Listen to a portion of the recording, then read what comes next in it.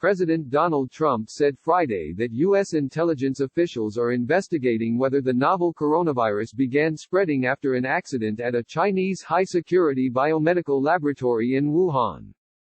Trump offered no evidence supporting that scenario. And aides stressed there have been no conclusions from the ongoing investigation, which ultimately may never resolve questions that have surfaced. We're looking at it, Trump told reporters Friday during a COVID-19 briefing at the White House. A lot of people are looking at it, it seems to make sense. Since January, theories about a possible leak at the Wuhan Institute of Virology have circulated largely among right-wing bloggers, some conservative media pundits and pro-Trump hawks on China. One scenario in circulation claims the virus was man-made and was linked to a Chinese biowarfare program, but that idea has been widely dismissed by experts and critics as a conspiracy theory. Another scenario maintains that the virus, while being kept in the lab in a natural state, accidentally escaped due to poor safety protocols. Anthony Fauci, the U.S.'s top infectious disease expert, was dismissive of the theory of an accidental escape. A group of highly qualified evolutionary virologists looked at the sequences in bats as they evolved. The mutations that it took to get to the point where it is now are totally consistent with a jump of a species from an animal to a human, he said Friday in the White House press briefing in response to a reporter's question on the theory.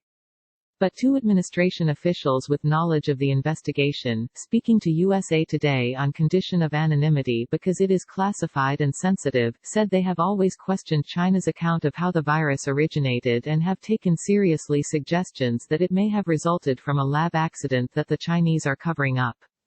There's a high level of suspicion, one official said. But the officials emphasized that no conclusions have been drawn from the investigation and that it is not a primary focus right now for Trump and his top aides, whose concern, they said, is to stop the spread of the virus in the U.S., reopen the economy and government and try to return to some semblance of normalcy. There will be plenty of time to review China's actions down the line, the two officials said. Diplomacy, with trade relationships at stake, is one reason the probe requires delicate handling, they said. Chinese officials and scientists have repeatedly dismissed the allegations. China believes the origin of the virus is a scientific issue that has to be seriously handled, Foreign Ministry spokesman Zhao Lijian said Thursday.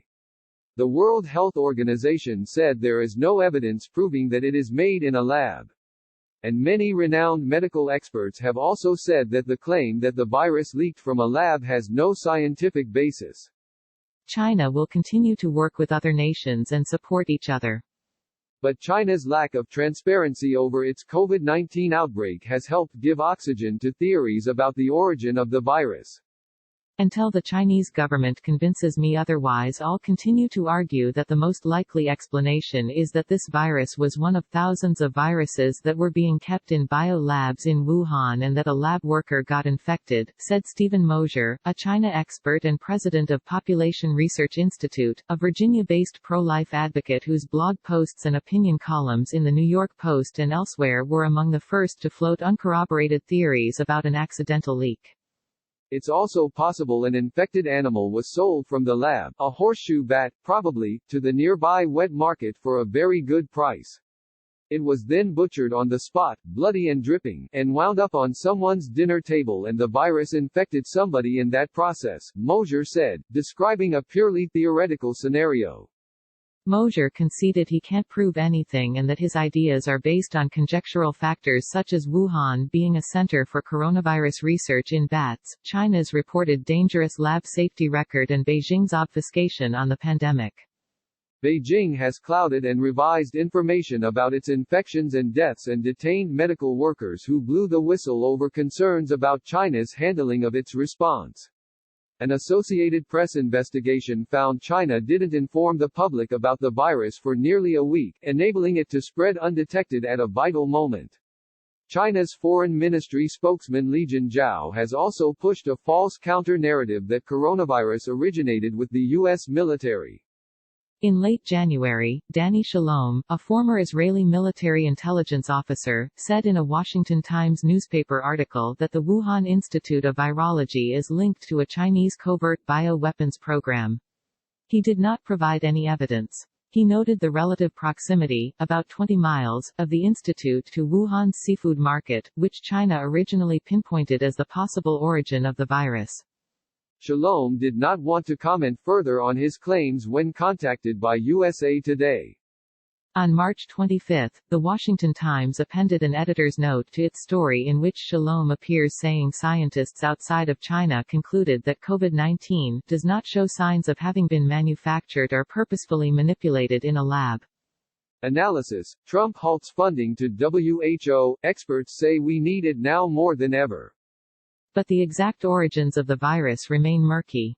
In a March 11 interview with Scientific American, Shi Zhengli, one of China's leading experts on bat coronaviruses and deputy director of the Wuhan Institute of Virology, said that when her team sequenced the genome of the new coronavirus in Wuhan, it did not match any of the bat coronaviruses her laboratory had previously collected and studied.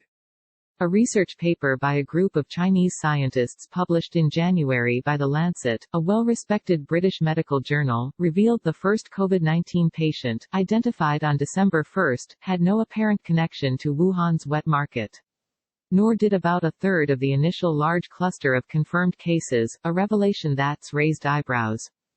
Further muddying the picture, Nobel Prize laureate Luc Montagnier, co-discoverer of HIV, released a statement Friday claiming that according to his analysis COVID-19 was the result of an attempt to manufacture an AIDS vaccine that escaped a lab. Montagnier's analysis has not been peer-reviewed. In recent years the Frenchman has been involved with controversial research that's been shunned by mainstream scientists. Washington Post columnist Josh Rogin reported this week that 2 years before the coronavirus pandemic, U.S. Embassy officials visited a Wuhan lab and sent cables back to Washington about inadequate safety standards at the research facility, which was studying coronaviruses from bats. Rogin said that while the cables have prompted discussion within the administration, conclusive proof has yet to emerge. U.S. Senator Tom Cotton, a Republican from Arkansas who is a staunch China hawk, has floated claims about a cover-up by Beijing. The Chinese Communist Party has continued to lie about this from the very beginning, as if they have something to cover up, Cotton said in an interview on the Fox and Friends television program on Friday morning. If that's the case, it really is the biggest, the costliest, the most deadly cover-up in the history of mankind, he said. Former White House advisor Steve Bannon, another strident China critic, has repeatedly validated unproven claims and theories about the covert biological weapons program origins of coronavirus in War Room, Pandemic, his daily radio broadcast. Steve Bannon, fired architect of Trump's campaign, insists he's still relevant. U.S. military planners have been non-committal about the coronavirus investigation. There's a lot of rumor and speculation in a wide variety of media, the blog sites, etc. It should be no surprise to you that we've taken a keen interest in that and we've had a lot of intelligence take a hard look at that, Army General Mark Milley, chairman of the Joint Chiefs of Staff, said in a Tuesday briefing at the Pentagon. And I would just say, at this point, it's inconclusive, although the weight of evidence seems to indicate natural. But we don't know for certain, said. At Friday's coronavirus briefing, Trump also appeared to take a more circumspect stance.